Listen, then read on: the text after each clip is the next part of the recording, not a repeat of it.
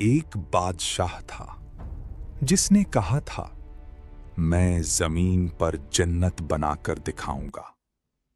شداد ایک بہت طاقتور بادشاہ تھا۔ اس کے پاس دولت، لشکر، غلام، سب کچھ تھا۔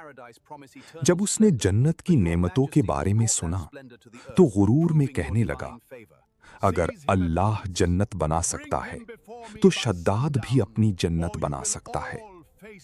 پھر اس نے حکم دیا ایک ایسی جنت بناؤ جیسی دنیا نے کبھی نہ دیکھی ہو۔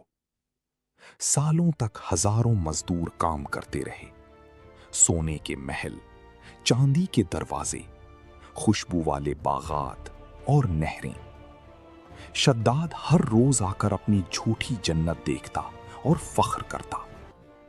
آخر وہ دن آ گیا۔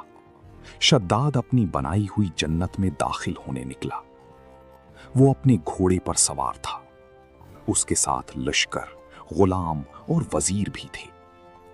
راستے میں وہ بار بار مسکرا کر کہہ رہا تھا آج لوگ دیکھیں گے زمین کی سب سے بڑی جنت۔ جب وہ جنت کے دروازے تک پہنچا تو اچانک اسے پیاس محسوس ہوئی۔ اس نے ایک غلام سے کہا پانی لاؤ۔ غلام فوراً پانی لے آیا۔ شداد نے گھوڑے سے اترنے کی کوشش کی لیکن اچانک اس کا پاؤں رکاب میں پھنس گیا۔ وہ زمین پر گرا اور اسی لمحے اللہ کا عذاب آ گیا۔ نہ وہ پانی پی سکا، نہ اپنی جنت میں داخل ہو سکا۔ اس کی سانسیں وہیں ختم ہو گئیں اور اس کی بنائی ہوئی جنت بس ایک خالی غرور بن کر رہ گئی۔